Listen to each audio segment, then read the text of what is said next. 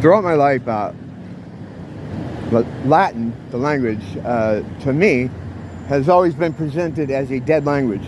You'll always hear that almost, it seemed like it growing up was exclusively every time you talked about Latin, or was mentioned, you were told it was a dead language.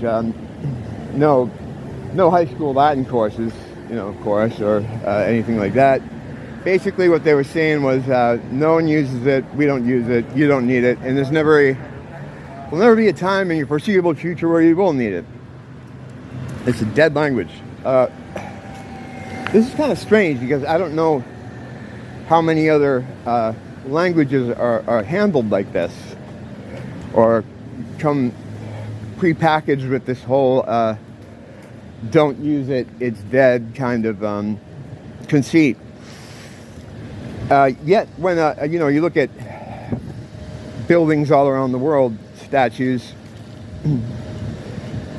structures, whatever, a lot of architecture that's still important and used today, a lot of government buildings, there's Latin all over the place. It's ubiquitous. It's not just to one part of the world. It's all over the world. It's everywhere. So if it's like a dead language, what's that all about? They could change the writing on these buildings if they wanted to. God knows they knock down shit all the time and fuck around with stuff all the time that they don't want you to see from like the last couple resets, architecture. So what's the deal? Like, it has to be attached to some kind of people. And it maybe originated with the Romans. But to call like someone's language dead, I would think would be denigrating to the original people who used it or came up with it or whatever. What it says is that there's no one around who would advocate for them not using the term dead language, as it would be insulting. So it's like they're saying, yeah, we got rid of these guys, don't worry about it. No one's going to complain. These guys are gone. Bizarre,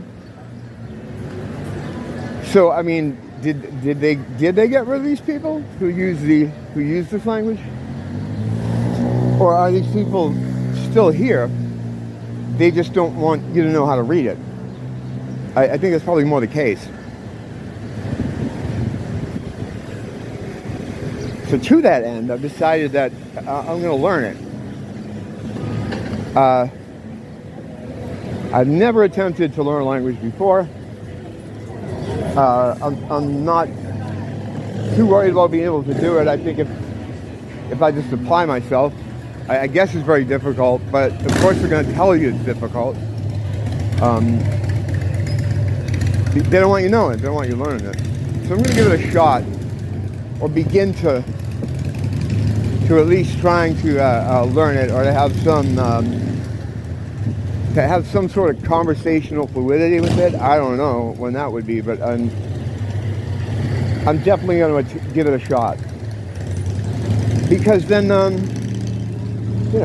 be able to understand what it says on all these very important buildings and historical sites and historical documentation, and it's all over the place. It's all over seemingly the most important stuff, So to say it's dead, I mean, is there any other language like that is referred to as a dead language? I don't know. Like I said, I think it would be kind of denigrating for the people who used to speak it, or from where it originated. So what it implies is that these people are either not around to complain, or they're just cool with it.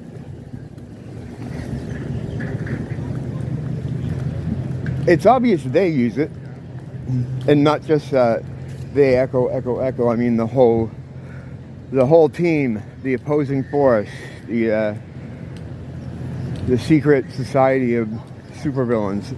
They use it. So yeah, I've never really been motivated to learn another language. God knows I have trouble with the one that I use on a regular basis, but yeah, I'm gonna learn it. I just have to like say it into the ether. I felt recording it would be a good move too, to create some a little bit of propulsion there for the task. Work off the motor principle. It'll be cool. It'll be fun, and then maybe I'll understand what the fuck the most important people, you know, in their system are talking about, and what some of these buildings mean, and what some of these statues and great architecture originally meant, you know? Yeah. So that's the idea.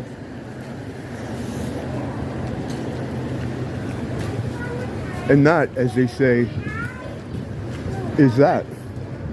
Don't blame the teacher, blame the school.